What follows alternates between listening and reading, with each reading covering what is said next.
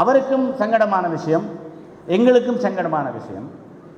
இருந்தாலும் அவருடைய அரசியல் பரிமாணம் என்பது பலவிதமான காலகட்டங்களிலே அது வித்தியாசமான வீச்சுக்களோடு தன்னுடைய பரிமாணத்தை அடையாளம் காட்டியிருக்கிறது. என்னுடைய பார்வையில்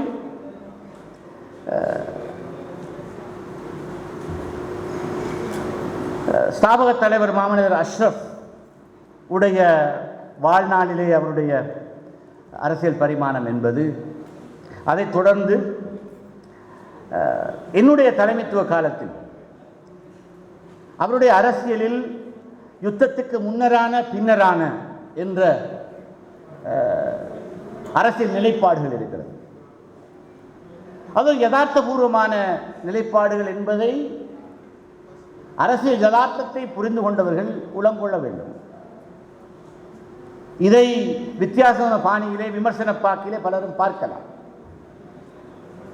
இதைத்தான் அவருடைய பரிபாஷையில் நான் இந்த யதார்த்தவாதி வெகுஜன விரோதி என்ற அவருடைய அடிக்கடி அவருக்கு எதிராக கருத்துக்கள் வருகிற போது அவர் சொல்லுகிற விஷயம்,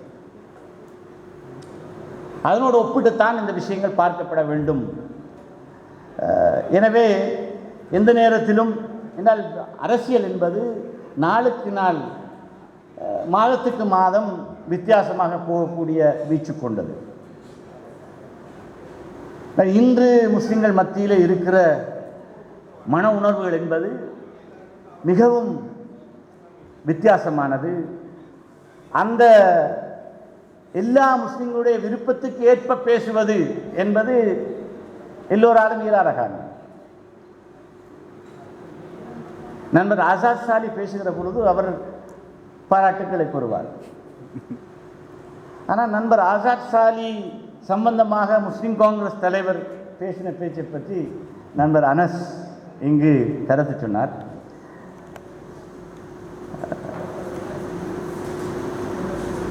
நண்பர் மூனா பஷீருடைய ஒரு நூல் வெளியீடு கல்லொழுவ கிராமத்திலே, மினுவாங்கோட பிரதேசத்தில் கல்லொழுவ என்கிற ஒரு குக்கிராமத்தில் நடக்கிற ஒரு நூல் வெளியீடு என்றால் இந்த சரஸ்வதி ஹோலில் நடக்கிற நூல் வெளியீடு மாதிரி அல்ல என்பதை நாங்கள் எல்லோரும் புரிந்து கொள்ள வேண்டும்.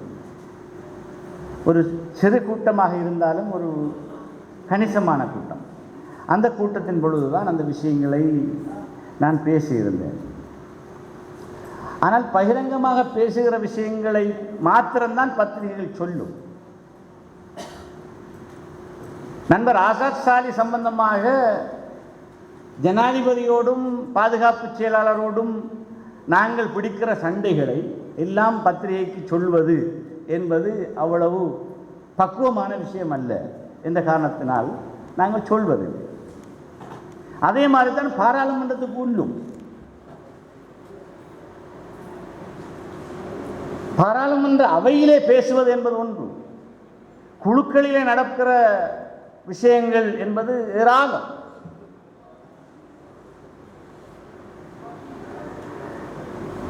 ஒவ்வொரு மட்டத்திலும் வினாக்கள் தொடுக்கிற போது, ஒத்துழைப்பு நேர விவாதங்கள் நடக்கிற போது, பாராளுமன்றத்தின் கணக்காய்வு குழு செயல்பாடுகளின் போது என்றெல்லாம் வித்தியாசமாக பிரச்சனைகளை கையாளுகிற தளங்களை பாராளுமன்றம் கொண்டிருக்கிறது. எல்லாவற்றையும் பாராளுமன்ற உரைகள் என்று பதிவு செய்ய முடியாது. இருந்தாலும் பாராளுமன்றம் என்பது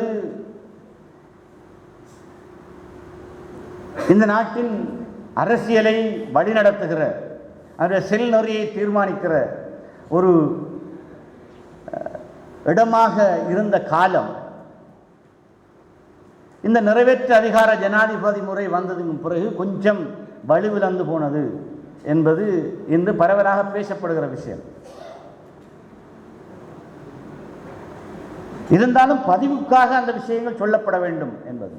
ஆனால் அங்கே சொல்லப்படுகிற விஷயங்களுக்கு அங்கீகாரமோ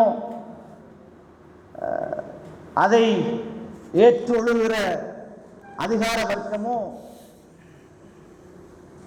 அதற்கேற்ப செயல்படும் என்ற நம்பிக்கை என்பது இன்று வெகுவாக மக்கள் மத்தியில் இல்லாமல் இருக்கிறது. இது இன்று இருக்கிற எங்களுடைய நாங்கள் உருவாக்கி இருக்கிற பாராளுமன்ற ஜனநாயகத்திலே இருக்கிற பலவீனம். இதை மாற்ற வேண்டும் என்று இப்பொழுது கொஞ்சம் பேர் வரைந்து கட்டிக்கொண்டு பலவிதமான முயற்சிகளில் இறங்கி இருக்கிறார். இன்று எதிரணிகளுடைய ஒன்று கூடலும் அதை நோக்கி ஒரு நகர்வாகத்தான் இன்று நடந்து கொண்டிருக்கிறது. நேற்று கூட எங்களுடைய கட்சி ஒரு தீர்மானம் எடுத்தது. அடுத்த கட்ட அரசியல் நகர்வு என்பது அதிலே செய்யப்பட வேண்டிய முன்வைக்கப்பட வேண்டிய கோரிக்கைகள் என்பது ஒட்டுமொத்த இலங்கை சமூகம், அதிலே முஸ்லிம்கள் என்கிற பகுதியினருடைய இனத்தினுடைய அபிலாஷைகள் இவற்றை அடியொட்டி எவ்வாறு இதை நாங்கள் வடிவமைக்க வேண்டும் என்பதற்கான எங்களுக்கு இடையிலான கலந்துரையாடல், ஏனைய கட்சிகளுக்கு இடையிலான கலந்துரையாடல் என்ற விஷயத்தை நாங்கள் தீவிரப்படுத்த வேண்டும் என்று நேற்று நாங்கள் தீர்மானம் எடுத்திருக்கிறோம்.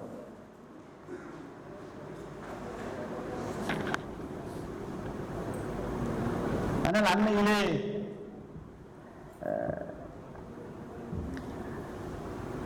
ஜனாதிபதி சந்தித்த போது கூட நான் கிழக்கிலே பேசிய ஒரு பேச்சை பற்றி என்னிடத்தில் கேட்டார்.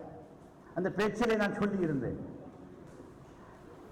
இன்னும் 6 மாத காலத்தில் ஒரு தேர்தல் வரலாம் என்ற ஒரு கதை அடிபடுகிறது. அதிலே முஸ்லிம் காங்கிரஸ் என்ன நிலைப்பாட்டை எடுக்கப் போகிறது என்பது இன்று பரவலாக பேசப்படுகிற விஷயம்.